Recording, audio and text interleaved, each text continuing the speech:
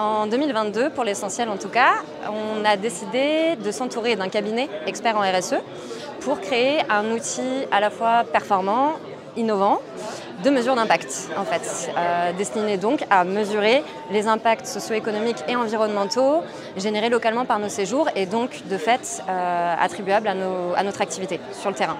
Voilà, et ça passe au travers de...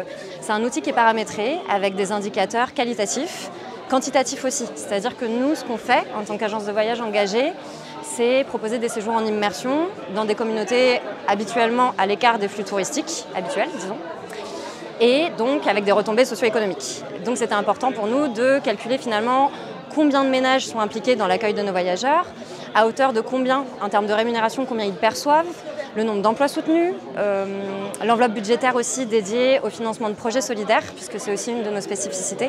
On propose des petits projets à taille humaine, mais qui ont du sens et surtout qui sont définis en amont en fonction des besoins des populations locales. Dans une agence de voyage, on a donc des produits et l'idée c'est d'avoir une note sur 100 d'un point de vue social, économique, environnemental pour pouvoir identifier les bonnes pratiques, déjà d'une, nos forces, et puis aussi les faiblesses, les mettre en lumière pour pouvoir...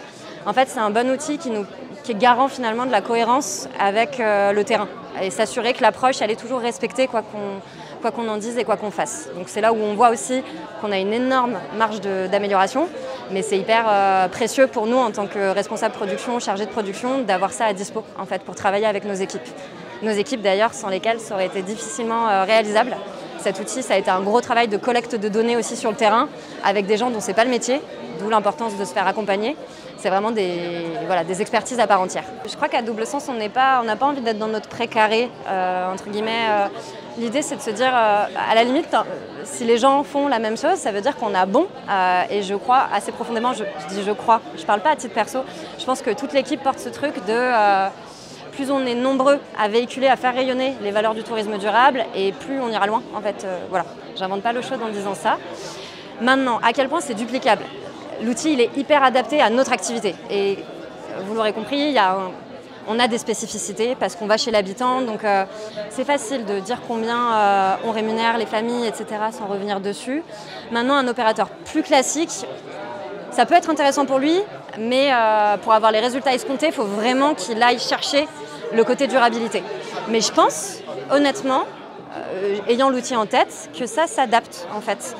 Voilà, ça nécessitera forcément des ajustements, mais on l'a aussi réfléchi en ces termes, quoi. Peut-être pas à double sens, le commercialiser sur le marché, nous on est opérateur de voyage, il faut savoir poser les limites aussi de...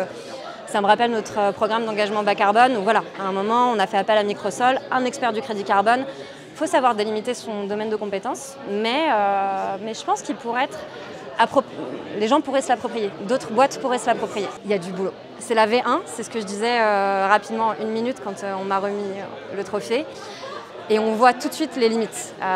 Pour par exemple faire le bilan, puisque l'idée c'est ça, c'est-à-dire par rapport en 2023, admettons, le nombre de départs garantis, le nombre de voyageurs qu'on a envoyés à l'étranger, et rentrer toutes ces données dans l'outil, c'est pas évident quoi. Donc va falloir staffer. Je pense que c'est un métier à part entière à l'impact. Et à double sens, ça serait très chouette pour la suite, qu'il y ait un département dédié, comme la production, la vente, etc. Et le consolider en fait.